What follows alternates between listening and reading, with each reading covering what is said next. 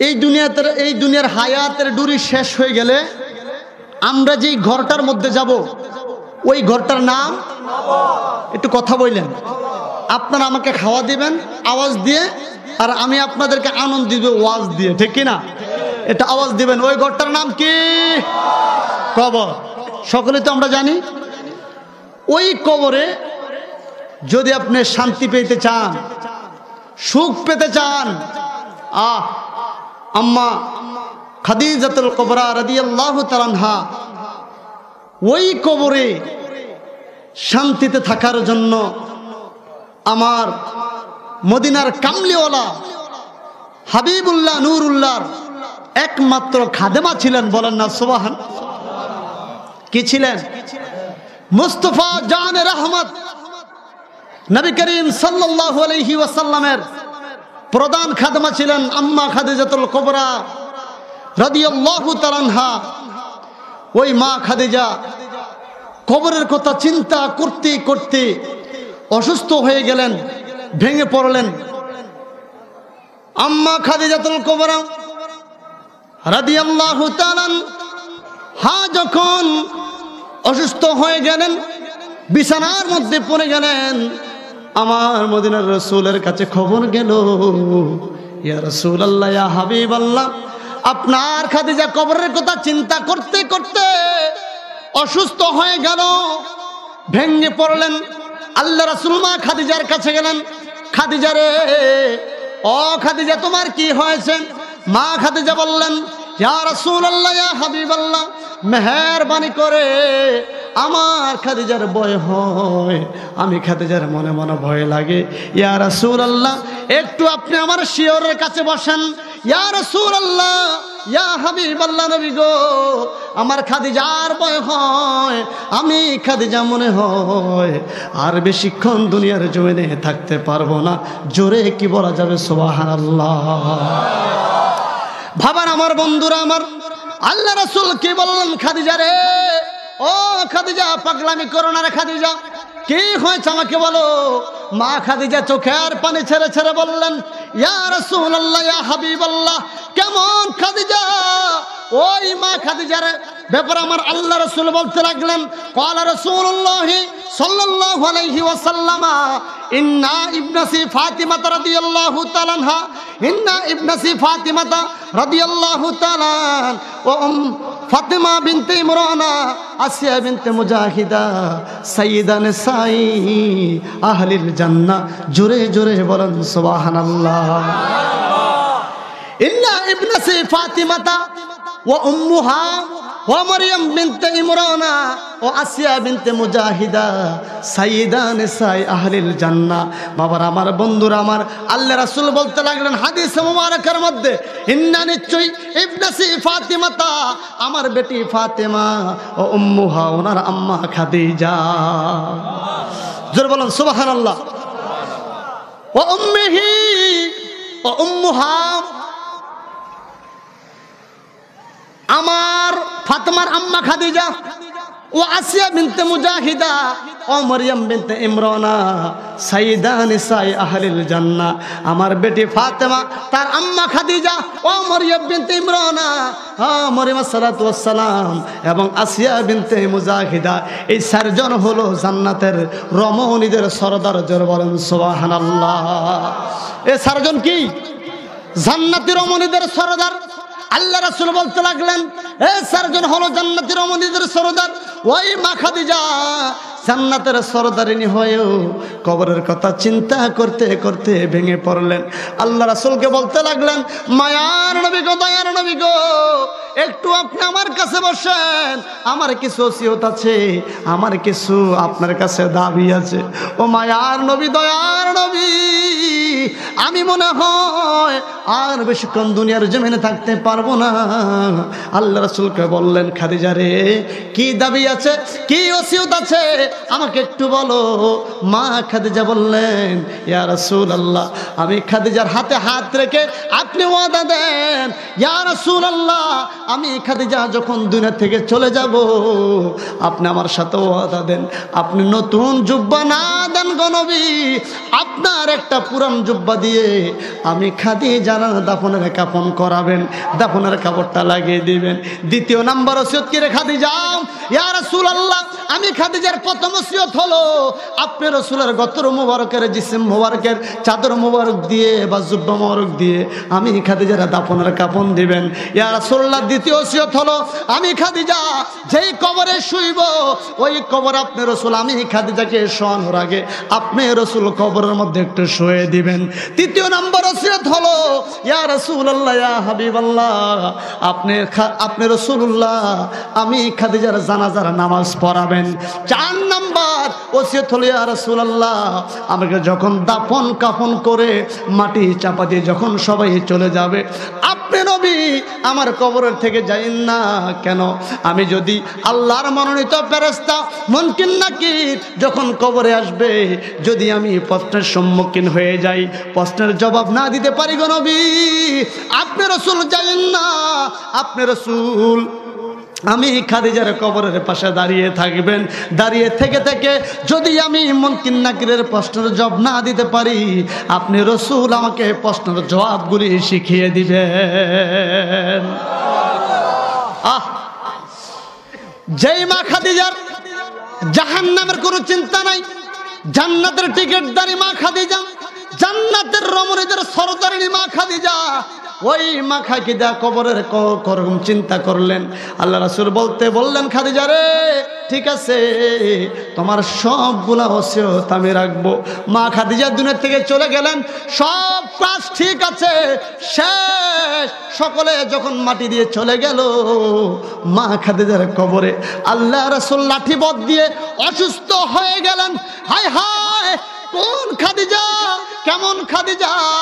আল্লাহ রাসূল ওই জাবালে নূরে কেমন খাদিজা রে বাবা, একটু চিন্তা করেন।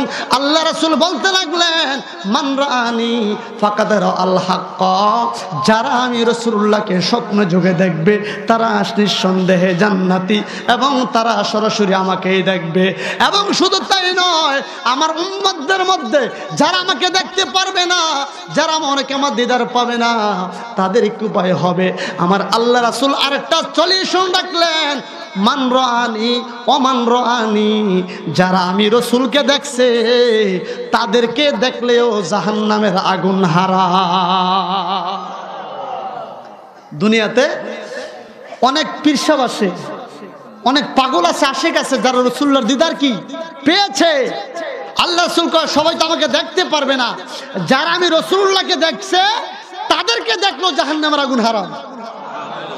মান রাআনি ওমান রাআনি, যারা আমি রাসূলুল্লাহকে দেখছে তাদেরকে দেখলো কাম হইব, তাদের জন্য জাহান্নামের আগুন হারাম। বলেন সুবহানাল্লাহ। ওই মা কেমন খাদিজা, ওই মা খাদিজা কেমন খাদিজা, কোন খাদিজা? আল্লাহ রাসূল জাবালে নূরে সিজদায় পড়ে কাঁদতেন। এখন তো মক্কা থেকে গাড়ির ব্যবস্থা আছে, মক্কা থেকে জাবালে নূরে যাওয়ার পর্যন্ত কত কিছুর ব্যবস্থা আছে। আল্লাহ রাসূল যখন ওই জাবালে নূরের চূড়ায় উঠে কোরআনের জন্য যেতেন, কোরআন আনার জন্য যেতেন, উম্মতের জন্য কাঁদতেন। ওই মা খাদিজা মক্কা থেকে আল্লাহ রাসূলের জন্য খানা পাক করে হেঁটে হেঁটে ওই পাহাড়ের চূড়ায় যাইতেন।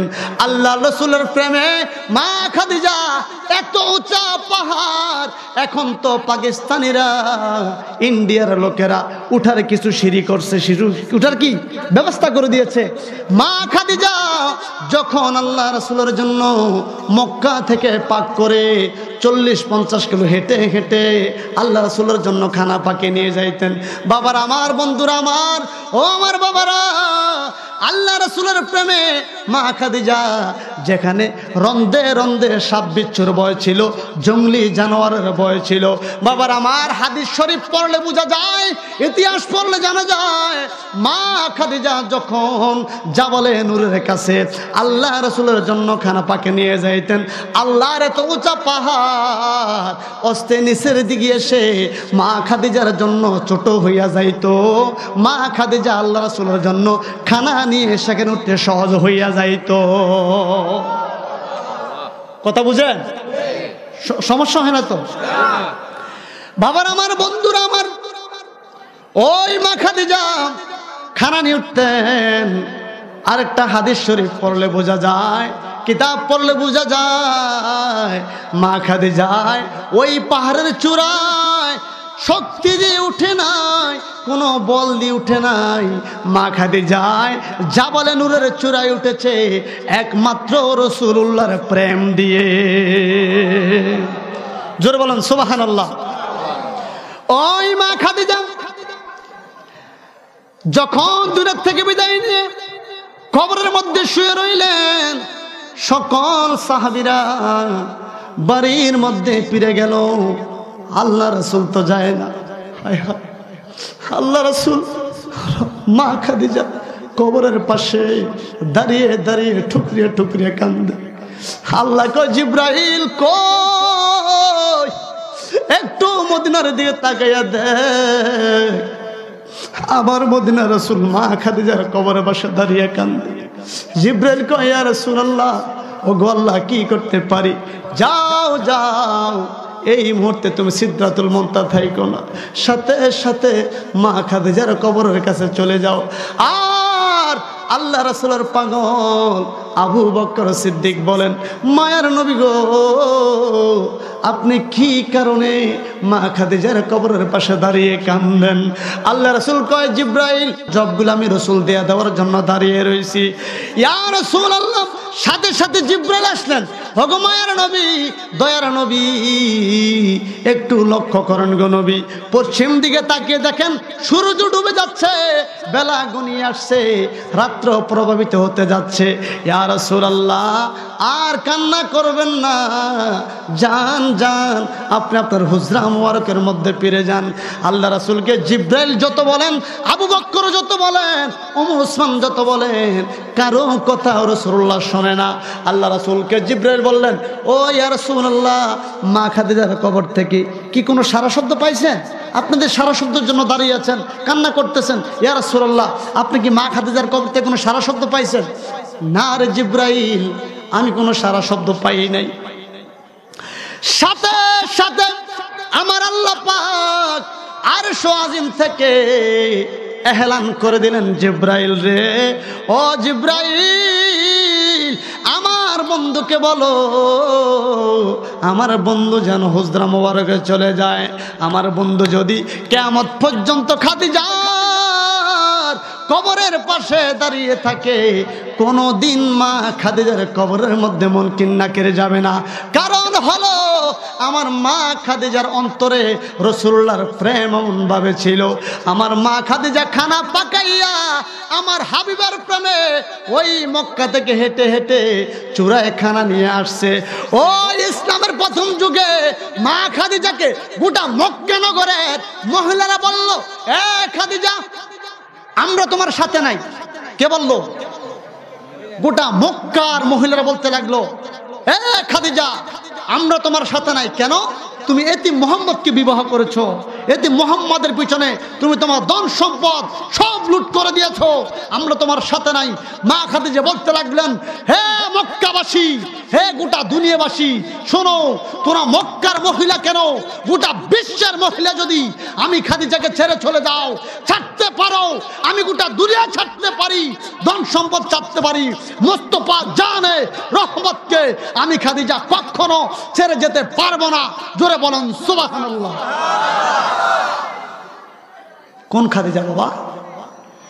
ওই মা খাদিজার কবরের পাশে রাসূল দাঁড়িয়ে আছে। আল্লাহ পাক বলতে লাগলেন, হ্যাঁ জিব্রাইল, আমার বন্ধুকে তুমি জানিয়ে দাও, আজ বন্ধু যত হুজরা মুবারকে চলে যায়, কারণ আমি খাদিজার প্রেমে এত খুশি হয়ে গিয়েছি, এত রাজি হয়ে গিয়েছি, আমার খাদিজার কবরের 3টা প্রশ্নের জবাব আমি আল্লাহ আরশ আজিম থেকে দিয়ে দিয়েছি। আমার বন্ধু দেওয়া লাগবে না, আমি আল্লাহ নিজে মা খাদিজার প্রশ্নের জবাবগুলা দিয়ে দিয়েছি। মা খাদিজার জবাব কে দিছে? কবরের প্রশ্ন উত্তর কে দিছে? কিসের কারণে? নবী প্রেমের কারণে। কথা বলেন, কিসের কারণে? নাকি নবীর সাথে দুশ্মনী করার কারণে? কথা বলেন, দুশ্মনী করছে না ভালোবাসছে? ওই কবর কথা চিন্তা করে আমরা যারা দেখেন, যিনি পিরানা পীরে দস্তাগীর বরফির আব্দুল কাদের জিলানী, যিনি কাদরিয়া তরিকার সমস্ত অলিকুলের শিরোমণি, এই কবরে যেন একটু শান্তি থাকতে পারে, ওই বরফির আব্দুল কাদের জিলানী টানা 40 বছর এশার ওযু দিয়ে ফজরের নামাজ আদায় করেছেন। উদ্দেশ্য হলো যেন কবরে একটু শান্তিতে থাকতে পারে। ঠিক কিনা? ঠিক কিনা?